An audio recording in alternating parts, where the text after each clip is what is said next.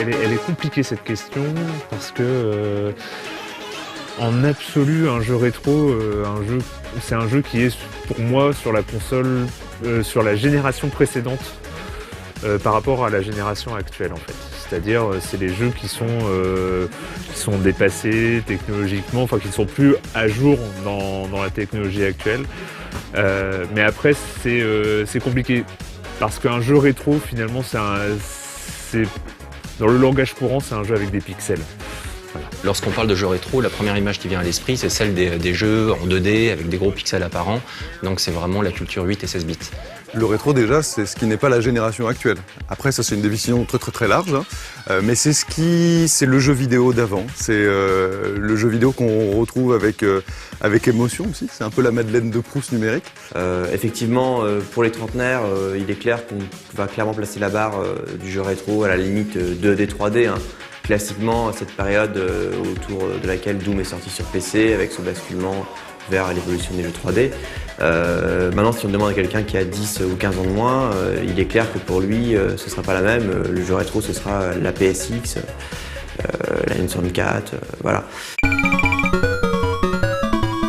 Là où j'ai vraiment senti qu'il y avait quelque chose qui était en train de se faire, c'est quand on a vu Nintendo sortir la Virtual Console sur Wii.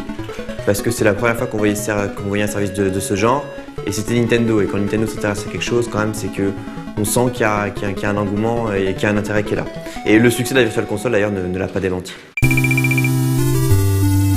Alors, en fait, il y a une différence entre être un jeu rétro et un jeu qui semble rétro un peu dans le sens péjoratif du terme. Parce que dans le sens péjoratif, oui, c'est les jeux dépassés technologiquement.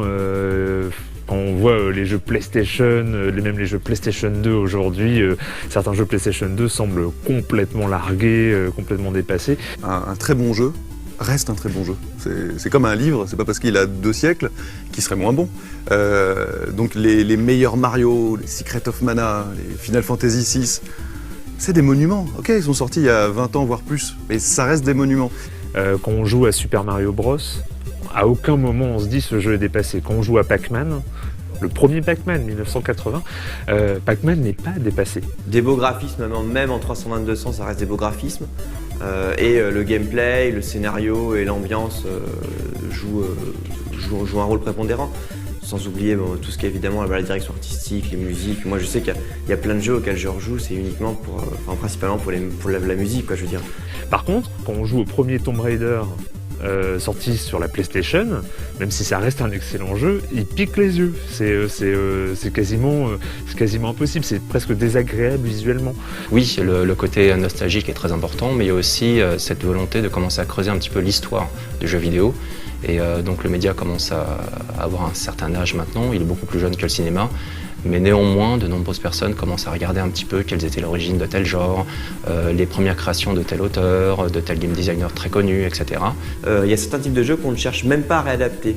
Je pense effectivement tout ce qui est simulation, que ce soit simulation de vol, simulation sportive, simulation de jeux de voiture, jeux de course, ça n'a finalement que peu d'intérêt de les remettre au goût du jour. Pourquoi ? Parce que quand on cherche une simulation, on cherche à s'approcher de la réalité.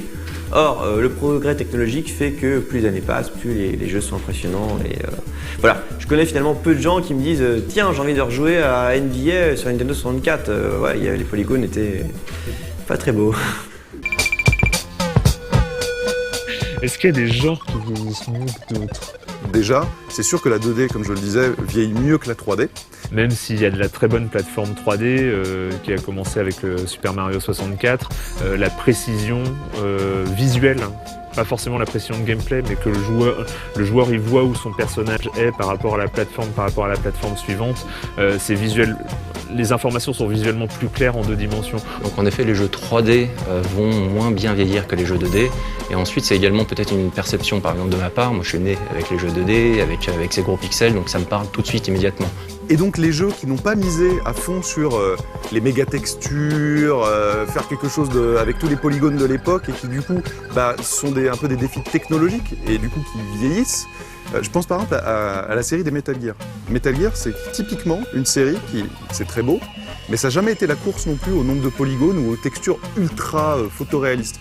Du coup, le jeu il vieillit pas si mal. Si tu ressors un Metal Gear, hormis la jouabilité, la prise en main qui est assez rigide, ça vieillit pas mal. Les Resident Evil aussi, qui avaient misé sur des environnements en 2D fixes avec un personnage 3D. Alors le personnage 3D, lui, il a un peu vieilli.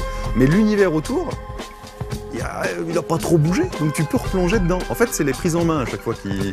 Et c'est là qu'on se rend compte que finalement, l'évolution du jeu vidéo, c'est aussi ça. C'est la manière de manier les choses. Alors si les développeurs indépendants s'intéressent beaucoup à tout ce qui est 2D pour sortir leur propre jeu, déjà il y a un côté, une facilité, par exemple pour créer les graphismes, etc. C'est vrai qu'il est plus facile de faire un jeu 2D tout seul qu'un jeu 3D, clairement.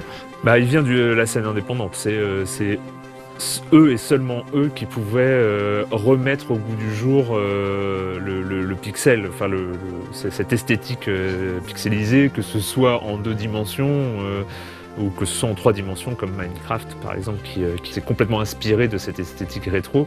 Et il y a aussi évidemment les développeurs indés aujourd'hui, ils ont peut-être, ça dépend en fait, il y a différentes catégories. Il y a une catégorie qui a une vingtaine d'années, qui sort d'école, ou alors ça a toujours été leur passion. Auquel cas, ils vont se plonger dans leurs propres références.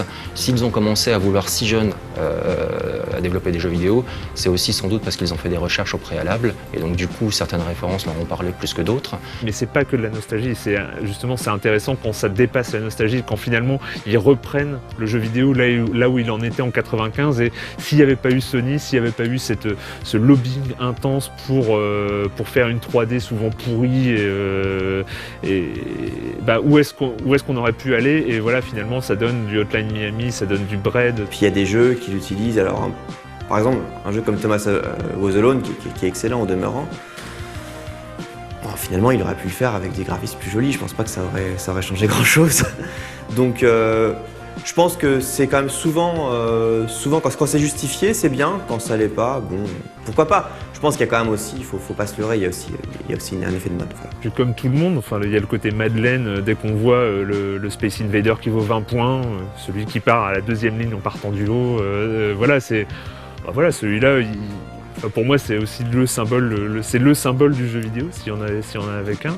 Après, que ce soit réutilisé par la pop culture, par tout ce qui est mouvement hipster et tout ça, bon, c'est logique, c'est le destin de tous les grands symboles de la pop culture, que d'être redigéré, réingéré par tout le design, la mode, ce genre de choses. Je sais qu'il y a pas mal de rétro gamers que ça crispe, qui aimeraient bien garder leur précaré culturel à eux et que personne n'y touche, mais en même temps c'était les mêmes qui râlaient parce que personne ne les comprenait à l'époque. Donc voilà, c'est le destin du jeu vidéo que d'être absorbé par la pop culture mondiale, quoi.